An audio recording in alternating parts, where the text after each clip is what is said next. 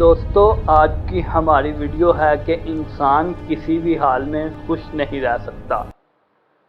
Video میں آگے بڑھنے سے پہلے آپ سب سے گزارش ہے کہ اگر آپ نیو ہیں تو چینل کو سبسکرائب کر دیں اور ویڈیو اچھی لگنے کی صورت میں لائک اور کمنٹ کریے گا۔ شکریہ۔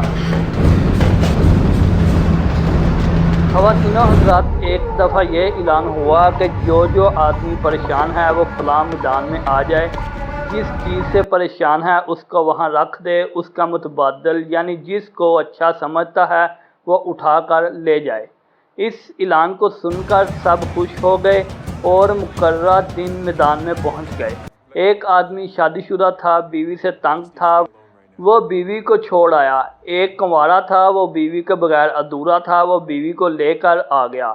ایک آدمی کی اولاد نافرمان تھی، وہ انہیں چھوڑ کر آ گیا۔ دوسرے کی اولاد نہیں تھی، وہ اولاد لے کر آ گیا۔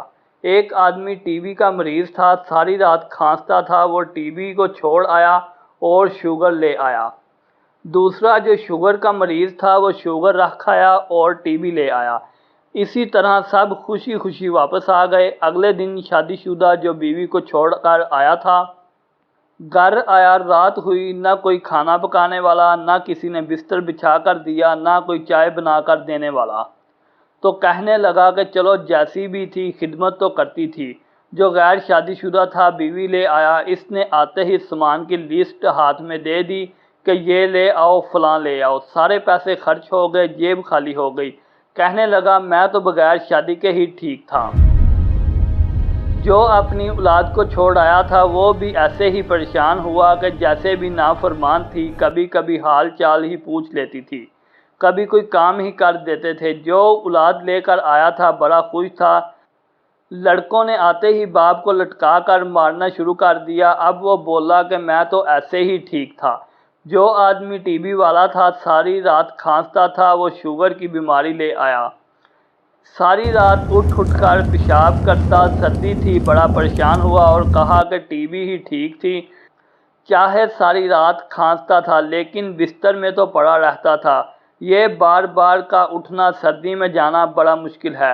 جو شوگر والا ٹی بی لے آیا تھا وہ ساری رات کھانستا رہا، صبح اٹھ کر کہنے لگا وہی شوگر ٹھیک تھی، چلو پیشاب کر کے کچھ دیر سو تو جاتا تھا۔ اس کم بخت ٹی بی نے تو مجھے ساری رات سونے بھی نہیں دیا۔ بے شک انسان ناشکر واقع ہوا ہے۔ یاد رکھیے کہ اندھا دنیا کو دیکھنے کی، بہرا سننے کی، لنگڑا چلنے کی اور گونگا بولنے کی تمنا کرتا ہے، اور تم دیکھتے، سنتے، چلتے اور بولتے ہو تو کون سی چیز تمہیں رب کا شکر بجا لانے میں روکتی ہے؟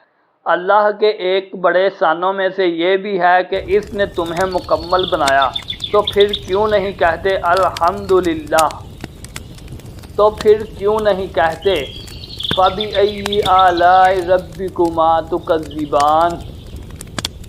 دوستو یہ تھی آج کی ویڈیو۔ اگر آپ کو پسند آئے لائک کریں، کمنٹ کریں اور شیئر کریں۔ شکریہ۔